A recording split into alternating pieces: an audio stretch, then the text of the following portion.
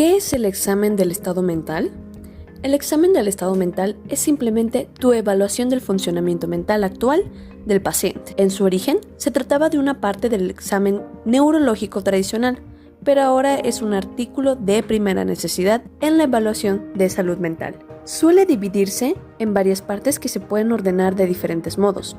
El siguiente formato se basa en el hecho de que se incluyen dos grandes áreas, la conductual y la cognitiva. Aspectos conductuales. No se tienen que hacer preguntas especiales o aplicar pruebas. En su mayor parte consiste en observar el discurso y la conducta mientras se habla con el paciente. Los aspectos conductuales son la apariencia y conducta general, el estado de ánimo y el curso del pensamiento. Aspectos cognitivos. Las partes cognitivas se relacionan con lo que el paciente piensa o de lo que habla. Su evaluación exige más actividad de tu parte. Estas secciones incluyen contenido del pensamiento, percepción, cognición, introspección y juicio. A lo largo de la entrevista, se debe de valorar constantemente lo que observas de la conducta del paciente en relación con lo esperado a partir de su historia. Apariencia y conducta general. Puedes conocer muchas cosas del paciente solo observándolo. Debes de observar desde el inicio de la entrevista, incluso antes de que se pronuncie la primera palabra. Características físicas. ¿Cuál es el origen étnico del paciente? ¿Qué edad aparenta la persona? ¿La edad que aparenta concuerda con la edad que dice tener? ¿Es delgado, robusto, musculoso? ¿Cómo es su postura? ¿Su modo de caminar y hacer otros movimientos es elegante o brusco? ¿Hay características físicas inusuales como cicatrices, tatuajes o falta de alguna extremidad? Estado de alerta. Este puede ser total o normal, el cual implica conciencia del ambiente y la capacidad para responder con rapidez a diversos estímulos sensoriales. También, la somnolencia y la conciencia nublada hacen referencia de manera imprecisa a alguien que está despierto, pero no está totalmente vigilante. El coma es una condición en la que el paciente no puede activarse en absoluto, incluso con estímulos como un dolor profundo u olores nocivos. Fuera de este continuo queda el estupor, término poco definido que puede significar inconsciencia, pero también puede hacer referencia a un estado en el que la persona, aunque aparentemente despierta, no se mueva ni habla de manera voluntaria. Se debe de tener cuidado al observar cualquier alteración del nivel de conciencia. Estas pueden afectar la interpretación de las pruebas, así como tus propias observaciones informales de la conducta del paciente. Ropa e higiene. ¿La ropa del paciente está limpia y cuidada o está sucia y rota? ¿Es casual o formal? ¿Está a la moda o es anticuada? ¿Es apropiada para el clima y las circunstancias de su sesión? Observa también si aporta artículos de joyería. Los colores brillantes pueden sugerir manía. ¿Cómo es el peinado del paciente? ¿Y el color de su cabello? ¿Tiene bigote o barba? ¿Qué hay de la higiene personal? La actividad motriz. En esta el entrevistador trata de evaluar la actitud corporal predominante. Observa la cantidad de la actividad motriz y observa cualquier conducta como rascarse, tocarse o frotarse en público de una manera inapropiada. La voz. Mientras conversan, pone atención al volumen, el tono y la claridad de voz del paciente. La actitud hacia el entrevistador. Hay varios continuos en los que se podría ubicar la relación evidente entre el paciente y el entrevistador. Entre estos está que sea colaborador u obstruccionista, cordial u hostil, abierto o reservado, participativo o apático. Estado de ánimo. Los términos estado de ánimo y afecto tienen varias definiciones. El estado de ánimo se refiere a la manera en la que la persona afirma sentirse, y el afecto al modo en que la persona parece sentirse. El tipo significa simplemente la cualidad básica del estado de ánimo. La labilidad son las oscilaciones radicales del estado de ánimo que con frecuencia son normales y deben explorarse en una entrevista en salud mental. El estado de ánimo apropiado e inapropiado.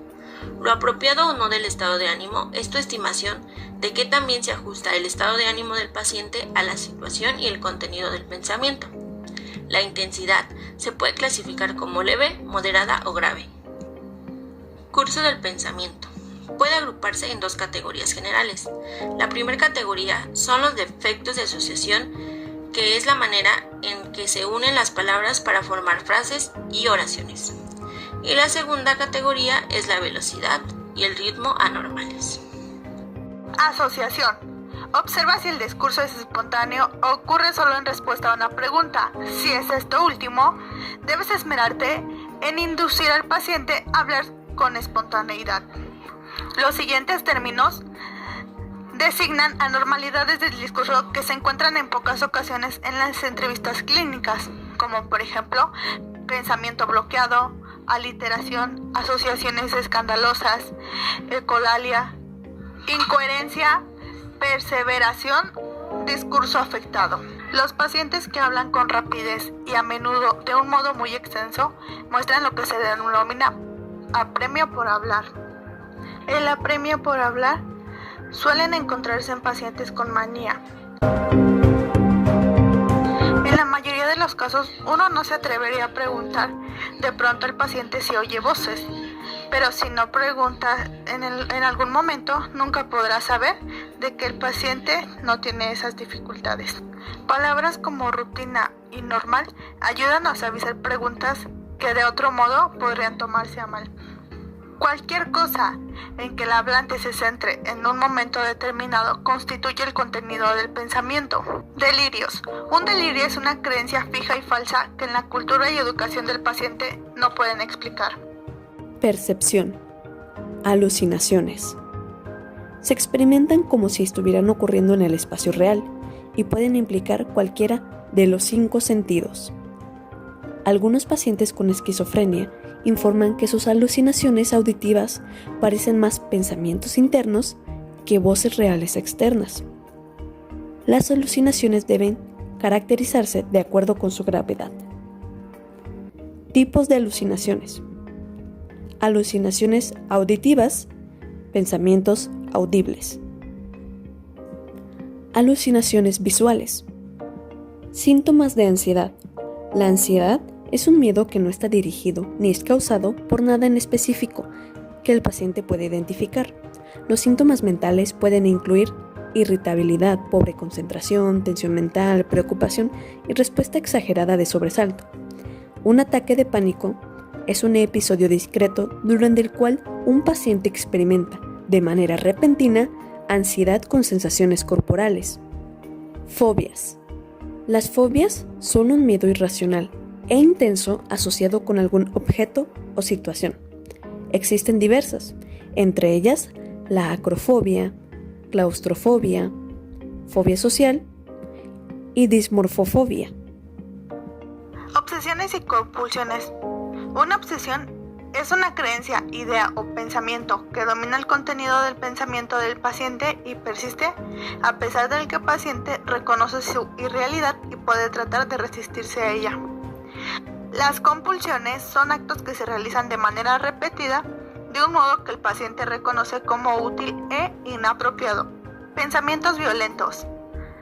Haya habido o no intentos previos de suicidio o de violencia dirigida contra otros, debes averiguar qué piensa ahora.